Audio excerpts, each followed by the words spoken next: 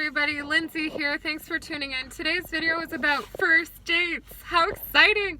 So when you finally decide, yes, we're going to meet, we're going to have a first date, you need to put on your analysis goggles, okay? Everybody who's going on a first date feels a little nervous and jittery and excited and should be putting the best foot forward. You should put your best foot forward, and so should the other person.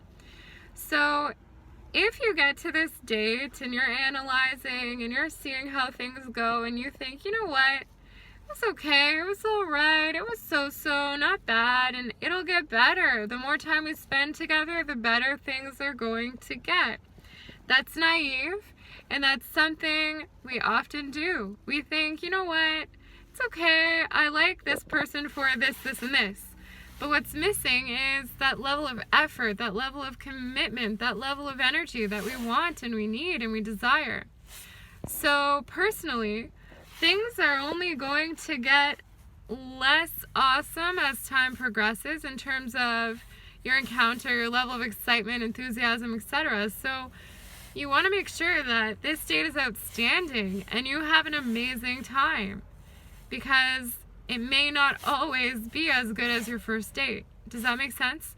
But it's highly unlikely that things are going to get better and more awesome and more exciting if this person didn't start out with those kind of feelings and those kinds of behaviors. So I hope that makes sense to you. And you also owe it to the person and vice versa. If you're going to be late or you're not able to make it or something comes up, that you notify the person as soon as possible and you apologize for that. No one wants to be left waiting for someone who isn't going to show up. And no one wants to have someone show up late without any notice. That sets the whole tone in a bad, negative space. Thank you so much for listening.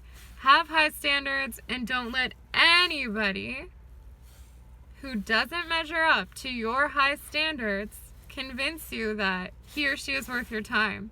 You decide. Thank you so much for listening. Be grateful and be kind.